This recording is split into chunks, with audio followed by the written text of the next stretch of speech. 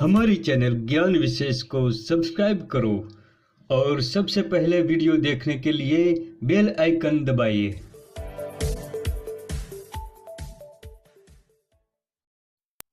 नमस्कार दोस्तों, मैं ईश्वर सोलंकी और आप देख रहे हैं ज्ञान विशेष।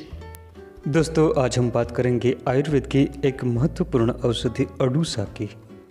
अडुसा का पौधा सारे भारतवर्ष में पाया जाता है। ये झाड़ीदार होता है। ये झाड़ियों के समूह में उगता है। इसके पत्ते 3 से 8 इंच लंबे होते हैं और इसके पुष्प श्वेत वर्ण के 2 से 3 इंच लंबे मंजरियों में होते हैं। अडुसा का झाड़ीदार पौधा लगभग 4 से 5 फुट ऊंचा होता है। अडुसा का संस्कृत नाम सिंहास्य, वसिका, आटरुसक और वासक है। हिंदी में वासा, वासक, अडुसा और विसोटा से जानते हैं। इसका अंग्रेजी नाम मलबार नट है। दोस्तों, अडुसा का पौधा स्वर के लिए बहुत ही उत्तम माना जाता है। यह हृदय, कफ, पित्त, रक्त विकार, तृष्णा, श्वास, खांसी और ज्वर में भी बहुत ही लाभकारी होता है। यह प्रमेह, कोढ़ तथा क्षय का नाश करता है। अडुसा की श्वसन संस्थान पर मुख्य क्रिया होती है। यह कफ को पतला कर बाहर निकालता है तथा श्वास नलिकाओं का कम परंतु स्थायी प्रसार करता है। श्वास नलिकाओं के फैल जाने से दमे के रोगी का सांस फूलना कम हो जाता है। कफ के साथ यदि रक्त भी आता हो तो वह भी बंद हो जाता है। अडुसा के पत्तियों का लेप शोथहर, वेदना स्थापन, जंतुघ्न तथा कुष्ठघ्न होता है। अडुसा के फूलों को साय में सुखाकर सूक्ष्म चूर्ण बनाकर गुड़ के साथ सेवन करने से सिर दर्द मिट जाता है। अडुसा के फूलों को गर्म कर आँख पर बांधने से आँख की गोलक, पित्तशोथ और सूजन दूर होती है। अडुसा के ताजे पत्ते को चबाकर रस को चूसने से मुखपाक में बहुत लाभ मिलता है। इसके अलावा अडुसा की कोमल लकड़ी का दातुन करने से भी कई प्रकार के मुख रोग दूर होते हैं। अडुसा के पत्तों का क्वाथ बनाकर कुल्ला करने से मसूड़ की पीड़ा मिटती है। दोस्तों, अडुसा दमा और श्वास रोग की उत्तम औषधि है।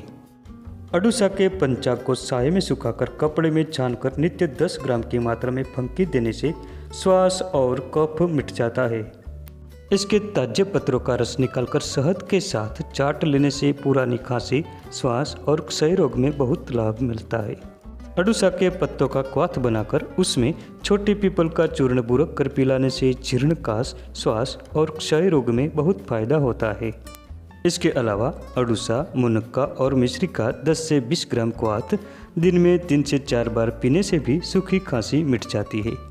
दोस्तों, यह औषधि अतिसार में भी बहुत ही लाभकारी होती है। इसके ताजे पत्रों का रस निकालकर दिन में 3 से 4 बार पीने से भी रक्त अतिसार मिट जाता है।